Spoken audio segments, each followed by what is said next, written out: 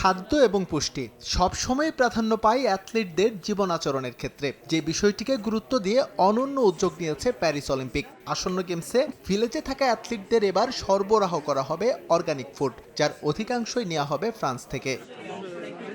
অ্যাথলিটদের স্বাস্থ্য সুরক্ষার বিষয়টি বিবেচনায় এনে এবার মাংস জাতীয় খাদ্য কমানোর সিদ্ধান্ত নিয়েছে কর্তৃপক্ষ। টোকিও অলিম্পিকের তুলনায় যা 50% কমানোর লক্ষ্যমাত্রা। পাশাপাশি প্রতিটি খাবারের সঙ্গে ভেজিটেরিয়ান মেনুর নিশ্চয়তা দিয়েছেন সংশ্লিষ্টরা। শুধু নিরাপদ খাদ্য নয়, প্যারিস অলিম্পিক প্রশাসন গুরুত্ব দিচ্ছে পরিবেশের ভারসাম্য নিয়েও। খাবার সংগ্রহ করতে গিয়ে অতিরিক্ত ট্রাভেলিং এড়াতে একটা নিয়ম বেঁধে দিয়েছে কর্তৃপক্ষ।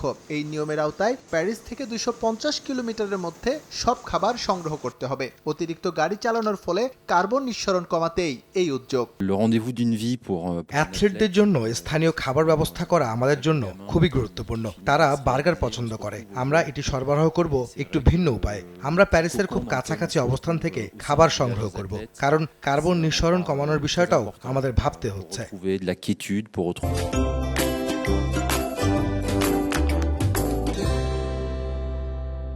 অলিম্পিক চলাকালীন গেমস ভিলেজে খাবার সরবরাহের দায়িত্ব দেওয়া হয়েছে ক্যারিফোর্ড নামের একটি ফ্রেঞ্চ প্রতিষ্ঠানকে। কোথা থেকে তারা সবজি সংগ্রহ করবে এরই মধ্যে তা নিশ্চিত করেছে প্রতিষ্ঠানটি, যার নিয়মিত তদারকি করছে অলিম্পিক কর্তৃপক্ষ।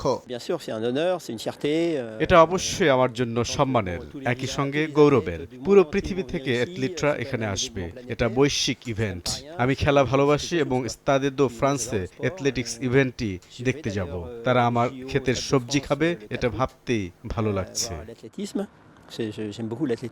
আসছে প্যারিস অলিম্পিকে প্রতিদিন প্রায় 40,000 অ্যাথলিটের খাবারের ব্যবস্থা করতে হবে আয়োজকদের।